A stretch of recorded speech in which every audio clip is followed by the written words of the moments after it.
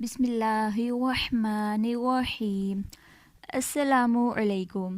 Islamic information channel میں آپ سب کو خوش آمدید۔ آج ہم آپ کو نماز کی اہمیت کے بارے میں بتائیں گے۔ اس سے پہلے ہمارے چینل کو سبسکرائب کرنا نہ بھولیے گا اور ساتھ ہی بیل آئیکن کے بٹن کو کلک کر دیں۔ نماز کی اہمیت کے بارے میں قرآن مجید میں بار بار ارشاد ہوا ہے، نماز ادا کرو اور زکوٰۃ دو۔ نماز تو پیغام ہے محبوب سے ملنے کا۔ اگر کوئی شخص نماز کو بوجھ سمجھتا ہے تو پھر وہ محبوب کی ملاقات کی اہمیت کو نہیں جانتا۔ نماز کے لیے جب اذان پکاری جائے تو بندے کو خوشی اور مسرت ہونی چاہیے کہ میرے رب کے حضور میری حاضری ہوگی، نہ کہ وہ گھڑی پہ نظر ڈالے اور کہے کہ ابھی تو آئے ہیں پھر دوبارہ اذان شروع ہو گئی۔ ایسا نہیں ہونا چاہیے۔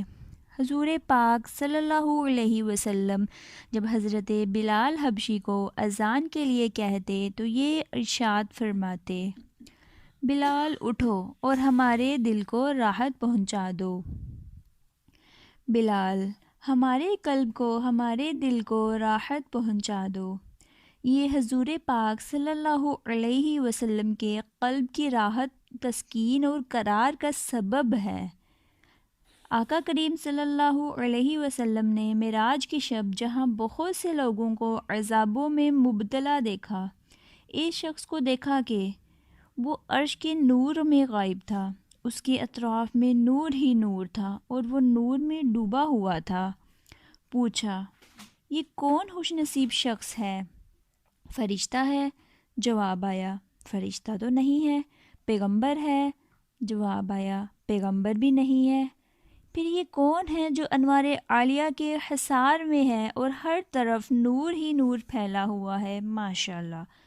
تو جواب ملا، آپ کی امت کا یہ وہ فرد ہے جس میں 3 خوبیاں تھیں۔ اس کی زبان اللہ کے ذکر سے تر رہتی تھی، یعنی وہ کبھی نماز نہیں چھوڑتا تھا، اور دوسری خوبی یہ تھی کہ اس کا دل مسجدوں کے ساتھ لٹکا ہوا تھا، یعنی وہ زیادہ اوقات اپنا مسجد میں گزارتا تھا۔ کچھ لوگ ہوتے ہیں جو مسجدوں کی میخیں ہوتے ہیں، جب بھی ڈھونڈو وہ مسجد سے ہی ملیں گے۔ اور تیسری بات، یہ کبھی ماں باپ کی یا والد والدہ کی گالی کا سبب نہیں بنا۔ Thank you so much.